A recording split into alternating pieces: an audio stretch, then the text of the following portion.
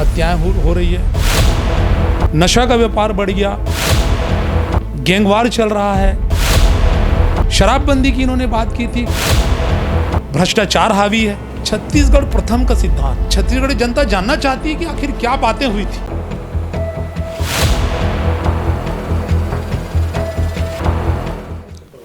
नमस्कार, मैं दुलारे अंसारी और आप देख रहे हैं आवाम दूत न्यूज़। मैं आज आपको एक ऐसी शख्सियत से मिलाऊंगा जो जनता जोगी कांग्रेस के अहम घटक माने जाते हैं।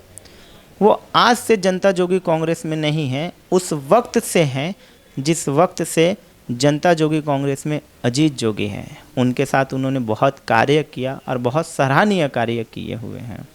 जनता जोगी कांग्रेस के मुख्य प्रवक्ता हैं नायक जी। हमारे साथ नायक जी जुड़ चुके हैं। नायक जी, आपका बहुत बहुत स्वागत है आवाम दूत में। मैं सबसे पहले आपके लोकप्रिय टीवी चैनल आवाम दूत के माध्यम से देश और प्रदेश की जनता को आज़ादी की 75वीं वर्षगांठ की ढेर सारी शुभकामनाएं देता हूं। मैं आज के दिन उन सभी शहीद अमर जवानों को कोटि कोटि नमन करता हूं जिन्होंने हमारे देश को अजर अमर रखने के लिए, हम लोगों को आज़ादी दिलाने के लिए अपना सर्वत्र निछावर किया। सबसे पहला बिना पूछूंगा, मैं 15 साल बीजेपी की कार्यकाल रहा, 5 साल से अभी अगर 3.5-4 साल भूपेश सरकार की भी हो चुकी है। इन दोनों के कार्यकाल में आपको अंतर और समानताएं क्या लगती हैं? देखिए अंसारी जी, सबसे पहली बात तो यह है कि 15 साल में जितना कुशासन भारतीय जनता पार्टी ने नहीं किया, मुझे ऐसा लगता है उससे ज़्यादा कुशासन आज एक कांग्रेस राज्य में हो रहा है।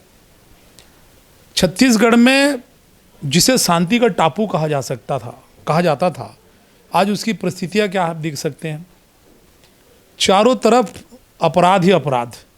रोज रायपुर की राजधानी में हत्याएं हो रही है, लूट हो रही है, चाकूबाजी हो रही है, नशा का व्यापार बढ़ गया, गैंगवार चल रहा है, वीडियो लोग डाउनलोड करके उसको सोशल मीडिया में प्रसारित कर रहे हैं। नशा का व्यापार किस तरीके से चल रहा है। जो छोटे छोटे बच्चे हैं, जो हमारे समाज के जो भविष्य हैं, छत्तीसगढ़ के जो भविष्य हैं, वो नशापान कर रहे हैं। मतलब आपको खाने पीने की चीज़ें उपलब्ध हो ना हो, नशा बहुत आसानी से आपको उपलब्ध हो जाएगा। शराबबंदी की इन्होंने बात की थी, गंगा जल को हाथ में लेकर के इन्होंने कहा था कि हम शराबबंदी करेंगे। छत्तीसगढ़ की जनता ने विश्वास किया, हमारी माताओं बहनों ने विश्वास किया, जो गुलाबी दल बना हुआ था, जो जगह करती थी, उन्होंने विश्वास किया। उनके विश्वास को इन्होंने तोड़ा। छत्तीसगढ़ के जो लगभग 25 से लेकर 30 लाख युवा बेरोजगार जो थे, ये उनको लिस्ट लेकर के बैठते थे डिबेट में और कहते थे कि हमारी सरकार आएगी तो इनको भत्ता देंगे, इनको रोजगार देंगे। उनको भत्ता कहाँ मिला? सामाजिक सुरक्षा पेंशन की जो बात की गई थी, जो बुजुर्गों को पेंशन देने की बात गई थी, वो पेंशन आज बुजुर्गों को नहीं मिल रहा है, वो नगर निगम के धक्के खा रहे हैं। महिलाओं के साथ जो अत्याचार अपराध है, वो उसमें बढ़ोतरी हुई है। विकास के कार्य अगर आप देखेंगे तो मुझे नहीं लगता दूर दूर तक कि इन्होंने कोई नया पुल पुलिया कहीं पर सड़क बना दिया हो, वो कहीं पर दूर दूर तक नज़र नहीं आता। भ्रष्टाचार हावी है, अफसरशाही हावी है, चारों तरफ अगर आप देख सकते हैं तो हमें ऐसा नहीं लगता कि कोई एक स्मूथली जो सरकार जो चलनी चाहिए और सरकार से जो उम्मीदें जो एक जनता को होनी चाहिए, वो कहीं ना कहीं वो नज़र नहीं आता। कहीं ना कहीं छत्तीसगढ़ की जो जनता है वो जो है नाराज है, वो दुखी है। और इसका बड़ा उदाहरण आप देख सकते हैं कि अभी हाल ही में एक घटना हुई थी। आदरणीय TS बाबा जी, जो इस प्रदेश के कद्दावर मंत्री है, उन्होंने अपने एक विभाग से इस्तीफा दिया।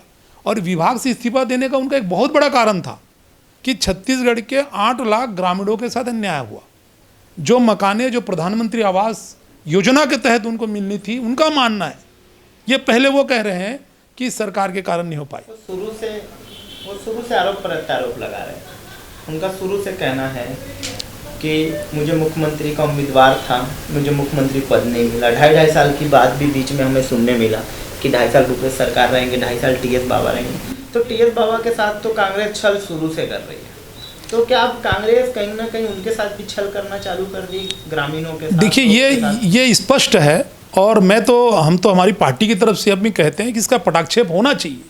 और जो शीर्ष नेतृत्व है, इनके जो राष्ट्रीय नेता है, उनको इस चीज़ को लेकर के एक बार स्पष्ट कर देना चाहिए कि छत्तीसगढ़ जनता जानना चाहती है कि आखिर क्या बातें हुई थी, क्या डील हुई थी, किसको कितना कार्यकाल देना था।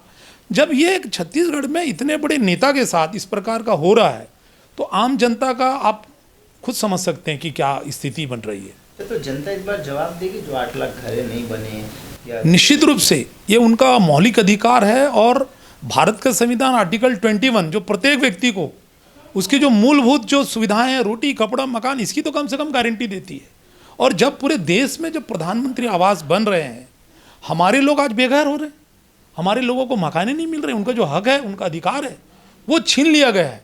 तो उनके मन में कहीं ना कहीं जो आक्रोश की भावना है और इसका परिणाम कांग्रेस पार्टी को भुगतना पड़ेगा। कहा जाता है कि छत्तीसगढ़ की संस्कृति को आगे लाया गया है। बार बार ये छत्तीसगढ़ को हम लोगों के हक को मार के कैसे छत्तीसगढ़ की संस्कृति को आगे लाएंगे। लाया गया गोधन न्याय योजना, आज आप गोठाने जो हैं उसके कितना भ्रष्टाचार हुआ। अब ये गोबर का घोटाला हुआ प्रदेश में, पहली बार ऐसे सुनने में आया कि गोबर घोटाला हुआ। गौमूत्र, अब देखते हैं कि कितने दिन ये योजना इनकी चलती है।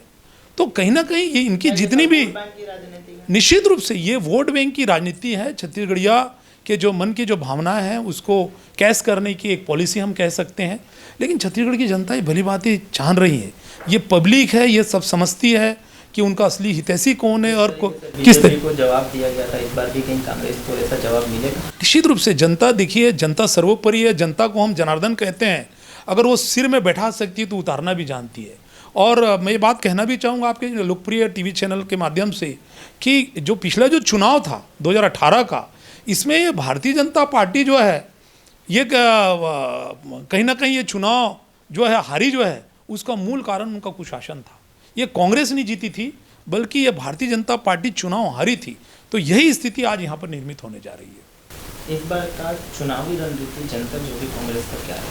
देखिए हमारी, मुद्दे क्या है? मैं अंसारी जी बहुत आपको बताना चाहूँगा कि हमारे जो नेता माननीय जोगी जी जो थे, जो आज हम सब के बीच में नहीं है, वो छत्तीसगढ़ को हमेशा अपने परिवार की तरह माने। उन्होंने छत्तीसगढ़ का जल जंगल जमीन आदिवासियों को मिले, यहाँ के जितने भी जो खनिज संसाधन है, हीरा है, यहाँ बॉक्साइट है, कोयला है, सीमेंट है, इसका पूरा लाभ जो है छत्तीसगढ़ियों को मिले। उनकी एक जो सोच थी छत्तीसगढ़ प्रथम का सिद्धांत, इसीलिए उन्होंने कांग्रेस पार्टी को छोड़ा। कांग्रेस पार्टी ने उन्हें बहुत कुछ दिया, कांग्रेस में तो वो शीर्ष स्तर के नेता थे। तो कहीं ना कहीं जो ये दोनों जो राष्ट्रीय राजनीतिक दल है, जो छत्तीसगढ़ के साथ जो भेदभाव करते चली आई, जो छत्तीसगढ़ का जो फैसला और जो छत्तीसगढ़ का जो अधिकार छत्तीसगढ़ियों को मिलना चाहिए था, वो नहीं मिल पाया। तो हमारा विजन पूरा क्लियर है, हम छत्तीसगढ़ प्रथम के सिद्धांत पर काम कर रहे हैं। छत्तीसगढ़, छत्तीसगढ़ी और छत्तीसगढ़िया, इनको अधिकार दिलाने के लिए हमारी पार्टी काम कर रही है। निश्चित रूप से आज हम संख्या में कम हो सकते हैं, लेकिन हमारे अंदर उत्साह भरा पड़ा है और हम काम करेंगे। नए लोग हमारे साथ जुड़ रहे हैं। नवा छत्तीसगढ़ की जो ये बात करें, छत्तीसगढ़ को कहाँ लेके जा रहे हैं, उस दिशा में काम करने का काम जो है हमारी पार्टी करेगी। सारी बातें अपनी जगह, पर जो हर पार्टी अपने एंगल को लेकर के आती है चुनाव में, अपना सारी चीजें और सारी बातें रखती है, पर उन बातों को पूरा नहीं करते हैं। ऐसा क्यों? देखिए कहीं ना कहीं जनता के साथ धोखा है, मैं इस बात को मैं इनकार नहीं करूँगा। जिस प्रकार भारतीय जनता पार्टी जो है 15 साल राज की, छत्तीसगढ़ की जनता ने हमेशा उनको बड़ा मैंडेट दिया, उन्होंने छल किया, उन्होंने धोखा दिया। अब कांग्रेस पार्टी आई, उन्होंने भी बहुत बड़ी बड़ी बातें किया, लंबा चौड़ा घोषणा पत्र बनाया, आकर्षक बनाया, प्रलोभन वाला घोषणा पत्र बनाया, वो पूरा नहीं कर पाए। तो ये जो दोनों राष्ट्रीय राजनीतिक दल है, ये कहीं ना कहीं दोनों का चाल चरित्र और चेहरा दोनों का एक है। हमारी जो पार्टी है वो क्षेत्रीयता के आधार पर बनी है। और आप पूरे देश में देख लीजिएगा, आज चाहे मैं पड़ोसी राज्य उड़ीसा की बात करूं, चाहे मैं आज महाराष्ट्र की बात करूं, चाहे और हम दिल्ली की बात कर लें या पंजाब की बात कर लें या साउथ की बात करें, तो क्षेत्रीय पार्टियों पर जो है देश की जनता का विश्वास कहीं ना कहीं बढ़ा है। और क्षेत्रीयता की हितों की जो बात करता है वो कहीं ना कहीं आज राज कर रहा है। मेन बात इसलिए भी कही जा सकती है कि आप राजनीतिक दल हैं, आपका काम है राजनीतिक दलों पे आरोप प्रत्यारोप लगाना, और हर आदमी एक दूसरे को गलत ठहराकर अपने आप को सही ठहराने का दौर और चलन चल चुका है। इन मुद्दों से हटकर मैं सिर्फ एक बात जानना चाहूँगा कि आप चुनाव में क्या ऐसा जनता को देने वाले जो इन दोनों लोगों ने अभी तक, दोनों राजनीतिक दलों ने अभी तक लोगों को नहीं दिया है? देखिए, मैं आपको एक बहुत महत्वपूर्ण बात बताऊंगा। हमारे नेता माननीय अजीत जोगी जी, छत्तीसगढ़ राज्य के जो प्रथम मुख्यमंत्री थी, उनका आप बैकग्राउंड उठा के देख लें, उनकी जो सोच है, उनका जो जनाधार है, उनकी जो लोकप्रियता है, वो इतनी ज़्यादा रही है कि मुझे ऐसा नहीं लगता कि आज के दौर में भी कोई नेता उनके जैसा भी छत्तीसगढ़ में है।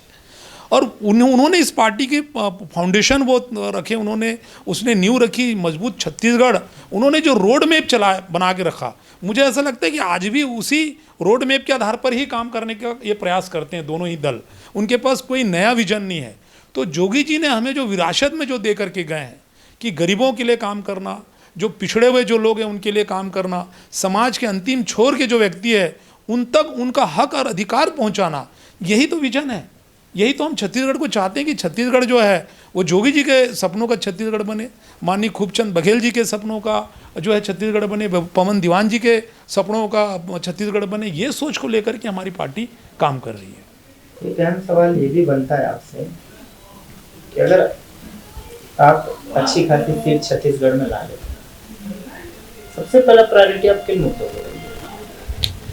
देखिए, हम तो चाहते हैं कि जो छत्तीसगढ़ में जो आउटसोर्सिंग है वो बंद होना चाहिए।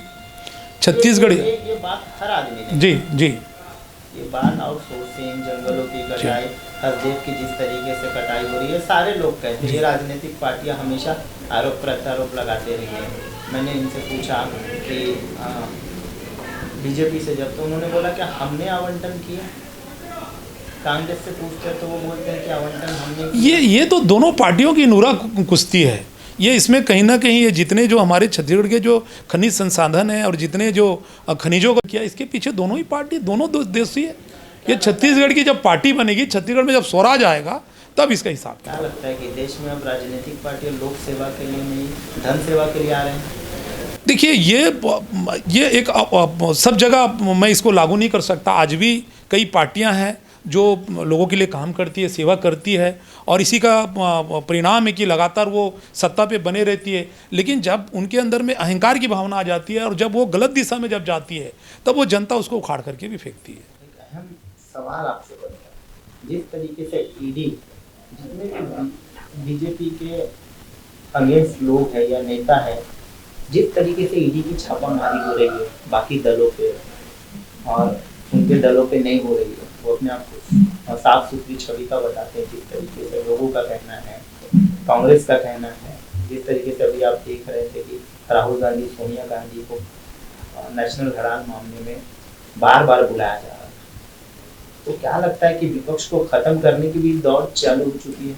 देखिए, इसमें बहुत सारी विरोधाभासी बातें हैं अंसारी जी। चूँकि ईडी एक संवैधानिक संस्था है, उनके अपने एक अधिकार है, और मैं इस बात से भी इनकार नहीं करूंगा कि इस प्रकार की बातें सामने आई। अभी माननीय सुप्रीम कोर्ट के मुख्य न्यायाधीश ने भी इस संबंध में कहा था कि विपक्ष को मजबूत रहना चाहिए, और हम भी इस बात को मानते हैं।